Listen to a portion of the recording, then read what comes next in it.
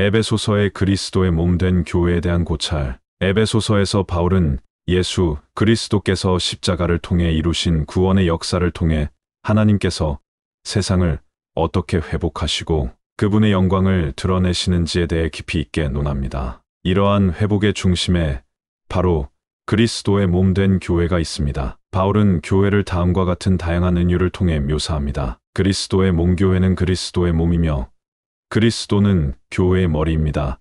한 장 2223점. 이는 그리스도와 교회가 서로 밀접하게 연결되어 있으며 그리스도께서 교회를 통해 역사하신다는 것을 의미합니다. 성도의 연합교회는 하나님 안에서 하나로 합쳐진 성도들의 연합입니다. 2장 19점. 이는 교회가 개인적인 집단이 아닌 하나님의 백성으로서 하나로 묶여 있다는 것을 의미합니다. 하나님의 성전교회는 성령님으로 거하시는 하나님의 성전입니다. 2장 2122점. 이는 교회가 하나님의 거룩한 임재가 임하는 곳이며 하나님께서 그분의 백성과 함께 계시다는 것을 의미합니다. 새 예루살렘 교회는 하늘에서 내려오는 새 예루살렘입니다. 계스무한 장 110점. 이는 교회가 이 세상의 부패와 악에서 구별되어 하나님의 영원한 영광을 누릴 곳이라는 것을 의미합니다. 바울은 또한 교회가 다음과 같은 중요한 목적을 가지고 있다고 강조합니다. 하나님의 영광을 드러내는 것. 교회는 하나님의 놀라운 은혜와 사랑을 세상에 드러내는 도구입니다.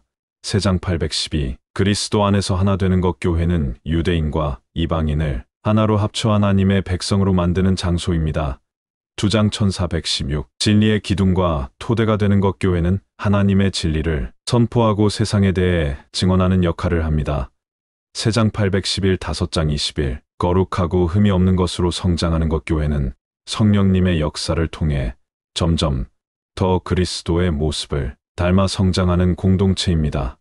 4장 1116. 이처럼 에베소서에서 교회는 단순히 조직이나 건물이 아닌 그리스도께서 십자가를 통해 구원하신 백성들의 공동체로 하나님의 영광을 드러내고 그분의 나를 이루는 중요한 역할을 맡은 하나님의 백성입니다. 에베소서의 교회론에 대한 몇 가지 추가적인 해석. 교회와 이스라엘. 바울은 종종 교회를 새 이스라엘로 묘사합니다. 이는 교회가 구약시대 이스라엘에게 주어진 약속을 이어받고 하나님의 백성으로서 그분의 뜻을 이루는 역할을 맡았다는 것을 의미합니다. 교회와 성령님은 교회 안에서 역사하시고 교회를 인도하시는 분입니다. 성령님의 역사 없이는 교회가 그 본질적인 사명을 수행할 수 없습니다. 교회와 세상교회는 세상으로부터 구별되어 성스러운 백성으로 살아가야 합니다. 그러나 동시에 교회는 복음을 전하고 세상을 변화시키기 위해 세상에 나아가야 합니다. 교회와 미래. 에베소서에서 교회는